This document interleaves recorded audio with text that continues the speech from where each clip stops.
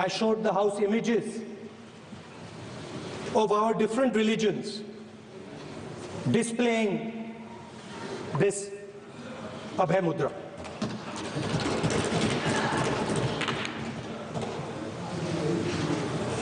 People call the Constitution the longest written constitution in the world. But the Constitution contains a set of ideas from one philosophy of our nation, one central philosophical set of ideas of our nation.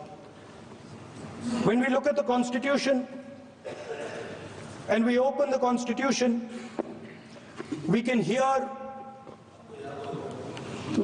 the voice and the ideas of Ambedkar, of Mahatma Gandhi, of Jawaharlal Nehru. But where did those ideas come from? Those ideas came from an old, profound tradition in this country. Those ideas came from Shiva, from Guru Nanak, from Basavana, from Buddha, from Mahavir, from Kabir, from a list of people. So when we speak of the Constitution and we show the Constitution, of course it is a document of modern India, but it could never have been written without ancient India and her ideas. So when we look at this Constitution, we remember this list of people, all different variations on the same idea. And in front of us stand the people who follow a very different philosophical tradition. And I want to start my speech by quoting what the supreme leader, not of the BJP, but of the modern interpretation of the ideas of the RSS has to say about the Constitution of India and about how he thinks India should be run. The worst thing about the Constitution, the worst thing about the Constitution of India is that there is nothing Indian about it. Manusmriti is that scripture which is most worshipable after Vedas for our Hindu nation, and from which our ancient times have become the basis of our culture, customs, thought and practice. This book, for centuries, has codified the spiritual and divine march of our nation. Today, Manusmriti is law. These are the words of Savarkar. Mr. Savarkar has clearly stated in his writings that there is nothing Indian about our Constitution. He has clearly stated that the book India is run by should be superseded by this book. And this is what the fight is about. Now, it's nice that all of you are so-called defending the Constitution. But I want to ask you, do you stand by your leader's words? Yes. Do you support your leader's words? Because when you speak in Parliament about protecting the Constitution, you are ridiculing Savarkar, you are abusing Savarkar, you are defaming Savarkar. I'd like to quote also in Hindi. Bharat के संविधान के बारे में सबसे बुरी बात तो यह है कि इसमें कुछ भी भारतीय नहीं है। भारत के संविधान के बारे में सबसे बुरी बात तो यह है कि इसमें कुछ भी भारतीय नहीं है। यह आपके नेता ने कहा था। जिसकी आप पूजा करते हैं। Speaker sir, I described in my first speech the idea of a battle taking place. I described the Mahabharata, described Kurukshetra. There is a battle taking place today in India. And on this side are the defenders of the idea of the Constitution. And from each state we have one. If you ask us Tamil Nadu, we will tell you Periyar. If you ask us Karnataka, we will say Basavana. If you ask us Maharashtra, we will say Phule ji, Ambedkar ji. If you ask us Gujarat, we will say Mahatma Gandhi. आप speaker को You praise these people. You praise these people hesitatingly because you have to. But the truth is that you want India to be run the way it used to be run. जैसे हिंदुस्तान पहले चलाया जाता था, वैसे ही आप हिंदुस्तान को चलाना चाहते हो। मैं बता रहा हूं, आ रहा हूं। पेशेंस रखिए थोड़ी, इतना एक्साइटमेंट नहीं होना चाहिए। स्पीकर सर, जब मैं छोटा था दिल्ली में, स्पीकर सर, दिल्ली के चारों ओर जंगल हुआ करता था। जो आज यहां रहते हैं उनको ताज्जुब होगा कि एम्स के बिल्कुल बगल में जंगल शुरू होता था। जहां रेलवे म्यूजियम है वहां पे जंगल शुरू होता था। वैसे ही जंगल में, दोनों नॉर्थ और साउथ, वैसे ही जंगल में हजारों साल पहले एक युवा, 6-7 साल का युवा, हर रोज सुबह उठ के 4 बजे उठ के,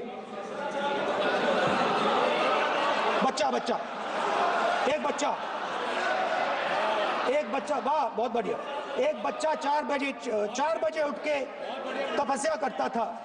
हर रोज सुबह तपस्या, हाँ, हर रोज सुबह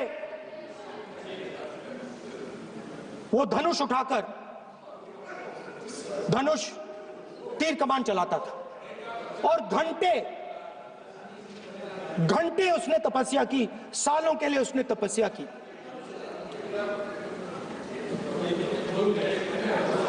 पास लोगों को पता लगने लगा कि लड़का है। यही तो आप नहीं समझ सकते हो, यही तो प्रॉब्लम है। धनुष में तपस्या है, मनरेगा के काम करने में तपस्या है। तपस्या का मतलब शरीर में गर्मी पैदा करना, समझिए। हाँ, तब का ये मतलब है, तपस्या का ये मतलब है। तो ये तपस्या कर रहा था, लोगों को पता लगा और वो गुरु के पास गया। लड़के का नाम एकलव्य था और वो गुरु के पास गया और उसने कहा, गुरु द्रोणाचार्य जी, मैं सालों से धनुष चलाना सीख रहा हूं, मैंने अपनी पूरी शक्ति इसमें डाली है।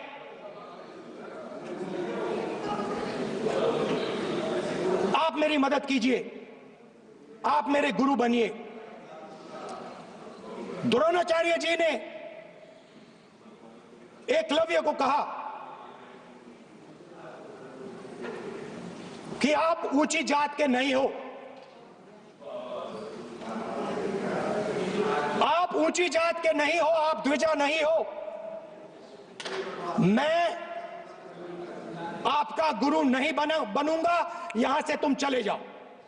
और एकलव्य चला गया। फिर से एकलव्य ने तपस्या शुरू की, फिर से तपस्या शुरू की। कुछ साल बाद द्रोणाचार्य जी और पांडव उसी जंगल से निकले। एक कुत्ता भौंक रहा था, कहानी आपने सुनी है, सुना देता हूं। कुत्ता भौंक रहा था, अचानक कुत्ते की आवाज शांत हो गई। द्रोणाचार्य जी और पांडव पास गए और उन्होंने देखा कि तीरों के जाल में कुत्ता फंसा हुआ था। मुंह में तीर था एक, हाँ, मगर कुत्ता तीरों के जाल में फंसा था, एक तीर मुंह में थी, शांत था कुत्ता, मगर कुत्ते को चोट नहीं लगी। एकलव्य ने अहिंसा के साथ कुत्ते को शांत किया था। द्रोणाचार्य जी आते हैं और एकदम पूछते हैं, तुम्हें यह किसने सिखाया? एकलव्य जवाब देता है, द्रोणाचार्य जी, यह मैं सीखा हूं, मैंने तपस्या की है, घंटों मैंने प्रैक्टिस की है।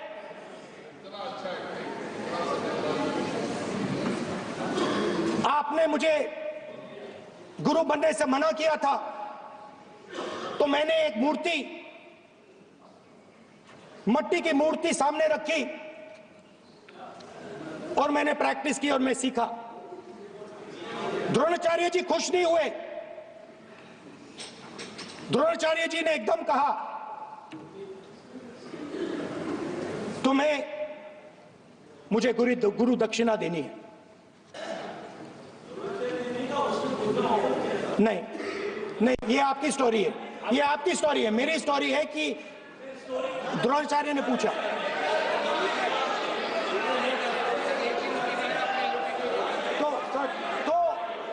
तो द्रोणाचार्य जी ने, Sir, the PM will not speak. You have to understand. If you are not giving order, Prime Minister has to speak. That you have to understand. If you are not giving protection, if you are not giving protection to LOP, then Prime Minister has to speak here. I will tell you. We will be very clear. ठीक है sir. माननीय सदस्य, आपको मैंने कई बार कहा, आप धमकी शब्दों में मत बोला करिए। एक मिनट जाती। द्रोणाचार्य जी ने, कार्य मंत्री बोले, कितना डिस्टर्बेंस कर रहे थे। द्रोणाचार्य जी ने कहा कि मुझे आप गुरु दक्षिणा दीजिए। मेरी स्पीच ले ली आपने। तो द्रोणाचार्य जी ने उनसे कहा कि गुरु दक्षिणा के लिए मुझे तुम्हारा हुनर, तुम्हारा भविष्य, तुम्हारा अंगूठा चाहिए। और एकलव्य ने अंगूठा काट के द्रोणाचार्य को दे दिया।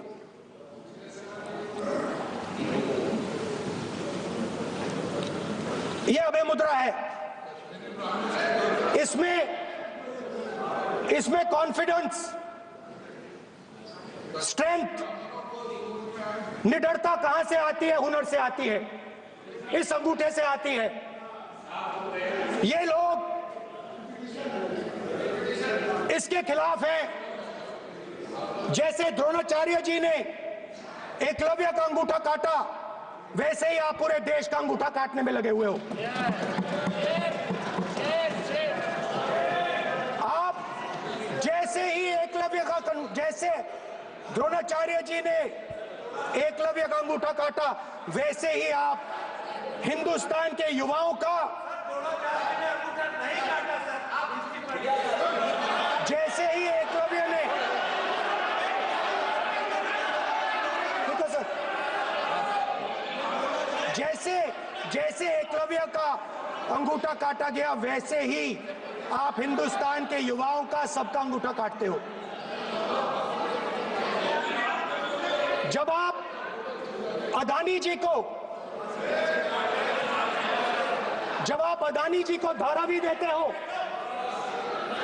तो आप धारावी के जो एंटरप्रेन्योर्स हैं, जो स्मॉल एंड मीडियम बिजनेसेस हैं, उनका आप अंगूठा काटते हो। जब आप हिंदुस्तान के पोर्ट्स, एयरपोर्ट्स, डिफेंस इंडस्ट्री, ये सब जब आप अदानी को देते हो,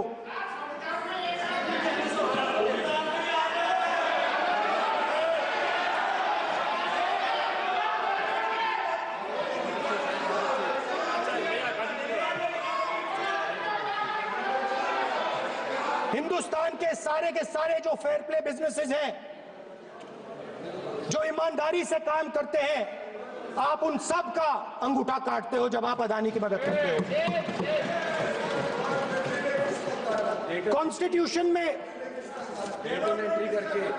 लैटरल एंट्री कर आप हिंदुस्तान के युवाओं का, पिछड़ों का, गरीबों का अंगूठा काटते हो।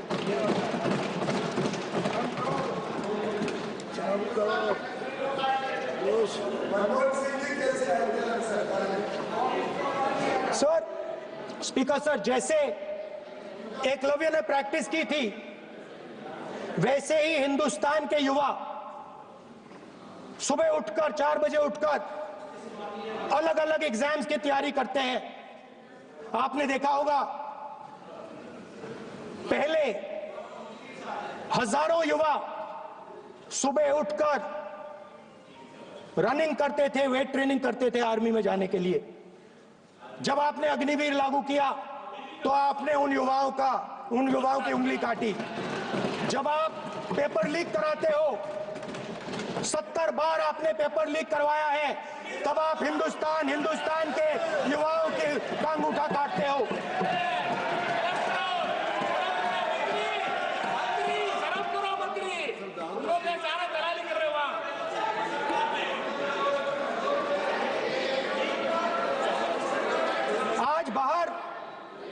दिल्ली के बाहर आपने किसानों पर टीयर गैस चलाया है, आपने किसानों पर लाठीचार्ज किया है। किसान आपसे एमएसपी मांगते हैं, सही दाम मांगते हैं, मगर आप अदानी को फायदा पहुंचाते हो, अंबानी को फायदा पहुंचाते हो और किसान का अंगूठा काटने का काम करते हो। देखिए, हम कहते हैं अभय मुद्रा, हम कहते हैं डरो मत, आप कहते हो हम आपका अंगूठा काट देंगे। ये फर्क है। एक तरफ कौन सर बोले, मेरे कहना है कि हम एक मिनट प्लीज बैठिए, आप बैठिए, प्लीज बैठिए, आप बैठिए। आज हम भारत के संविधान की 75 वर्ष की गौरवशाली यात्रा कर रहे हैं और कर भाई ये चर्चा हुई थी कि हम संविधान की चर्चा करते समय उसकी उच्च कोटि की ये अपेक्षा है। आप स्पीकर सर, आप राष्ट्रपति नहीं है। कॉन्स्टिट्यूशन में कहीं नहीं लिखा है कि मोनोपोली होनी चाहिए। कॉन्स्टिट्यूशन में कहीं नहीं लिखा है कि पेपर लीक होना चाहिए। कॉन्स्टिट्यूशन में कहीं नहीं लिखा है कि अग्निवीर होना चाहिए। कॉन्स्टिट्यूशन में ये सब नहीं लिखा है, इसलिए मैं यहाँ रेस कर रहा हूँ। कॉन्स्टिट्यूशन में नहीं लिखा है कि हिंदुस्तान के युवाओं का अंगूठा काटना चाहिए, उनका जो हुनर है उनसे छीना जाना चाहिए।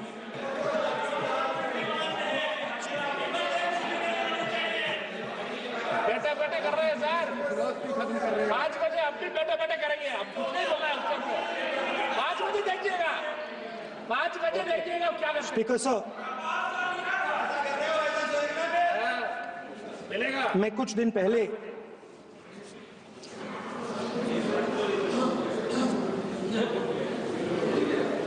पहले मैं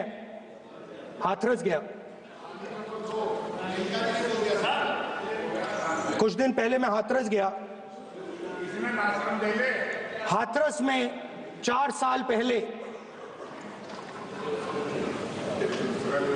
एक लड़की का बलात्कार होता है। गैंग रेप होता है। 3-4 लोग गैंग रेप करते हैं। मैं 2-3 दिन पहले उस लड़की के परिवार के घर में गया।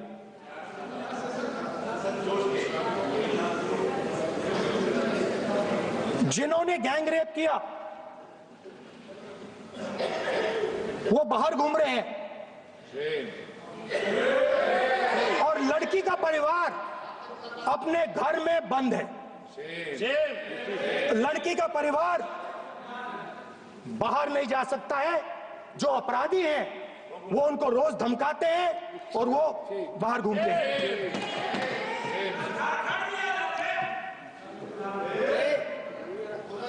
परिवार ने मुझे बताया कि बेटी का जो अंतिम संस्कार था वो भी नहीं करने दिया, और चीफ मिनिस्टर ने इसके बारे में खुलकर मीडिया में झूठ बोला है।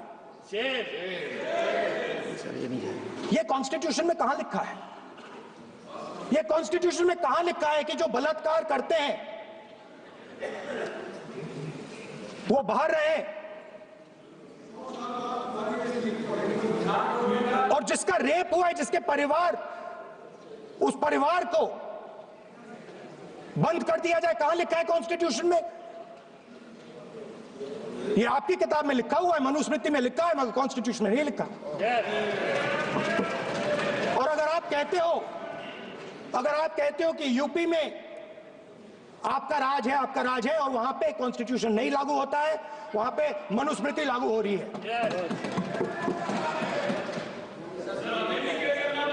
परिवार ने मुझे कहा कि यूपी की सरकार ने उन्हें वायदा किया था, कहा था कि हम आपका रिलोकेशन करेंगे, आपको कहीं और रहने की जमीन देंगे।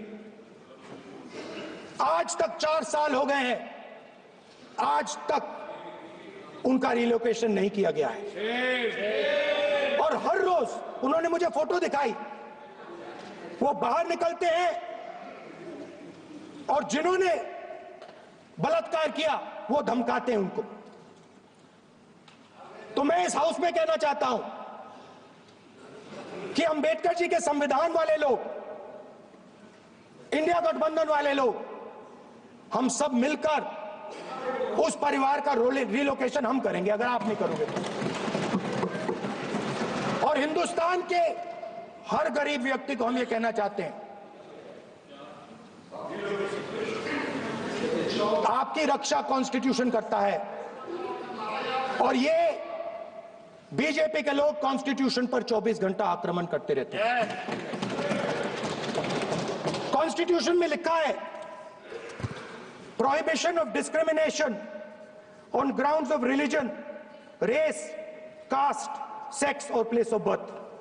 The state shall not discriminate against any citizen on grounds only of religion, race, caste, sex, place of birth or any of them. Some days back, youngsters from Sambal came to see me. Innocent people, they had done nothing. They were just, वो बस पास में थे, 5 लोगों को गोली मार के हत्या कर दी। ये कहां लिखा है कॉन्स्टिट्यूशन में? ये कहां लिखा है कॉन्स्टिट्यूशन में? तो लिखा है prohibition of discrimination of grounds of religion. और जहां भी आप जाते हो, एक धर्म को दूसरे धर्म से लड़ाते हो, नफरत फैलाते हो। कहां लिखा है कॉन्स्टिट्यूशन में? कहां लिखा है कॉन्स्टिट्यूशन में कि एक धर्म को दूसरे धर्म से लड़ाना है? कहां लिखा है कॉन्स्टिट्यूशन में कि दलित परिवार को बंद करके अंदर रखना है और उनके अपराधियों को बाहर घूमने देना है? कौन से कॉन्स्टिट्यूशन में लिखा है? मुझे दिखाइए।